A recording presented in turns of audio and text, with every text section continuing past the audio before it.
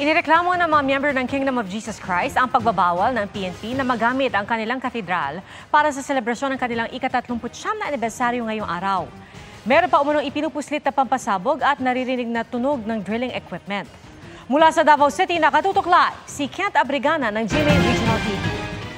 Kent?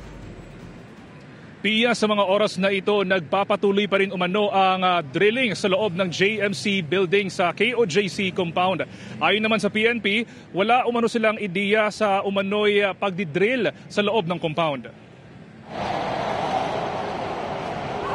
39th anniversary ngayon ng Kingdom of Jesus Christ. Pero di nila nagamit ang KOJC Cathedral para sa selebrasyon dahil binawalan daw sila ng PNP, ayon sa abogado ng grupo na si Attorney Israelito Torion. Sa harap ng Kingdom sila nagdiwang. Same lang sir, happy kami. Sa among feeling sir, walay na iba, kundi we're so blessed. They have to celebrate it peacefully and so we agree with that. Tila kinokontrol at inuukupa na umano ng PNP ang KOJC sa kabila ng Temporary Protection Order, ayon kay Attorney Torion. Sinubukan ng GMA Regional TV na kunan ng pahayag ang PNP pero wala pa silang tugon.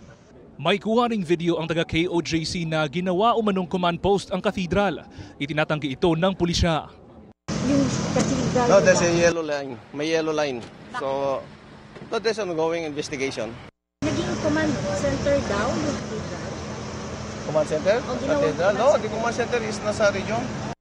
Sinubukan din daw ng PNP na maipuslit umanong pampasabog sa loob ng KOJC.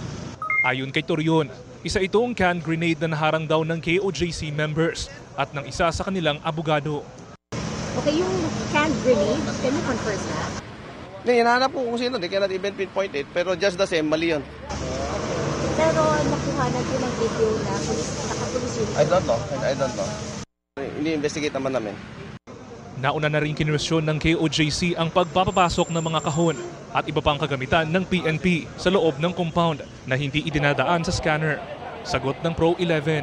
This is a legitimate police operations and there is a necessity, for example, in this case, yung mga troops on the ground that meron tayong operational secrecy and to protect the integrity of the operations, to protect the secrecy of the operations, there's a certain level of secrecy in the operations. Naglabas din ang legal team ng KOJC ng larawan. Malalim na hukay sa basement umano ng JMC building sa KOJC compound.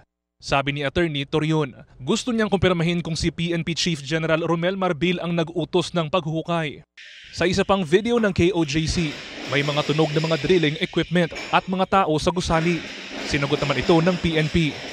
Wala kaming information tungkol dyan, and then hindi rin lahat ng mga tactical and strategic movements ay pinapaalam para po hindi na ma-jeopardize ang operation namin.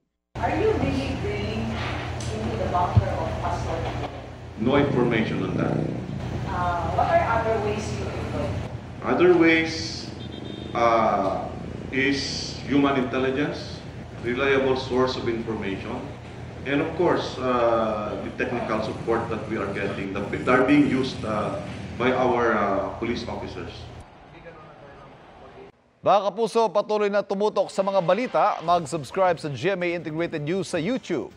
Sa mga kapuso abroad, samahan nyo kami sa GMA Pinoy TV at www.gmanews.tv.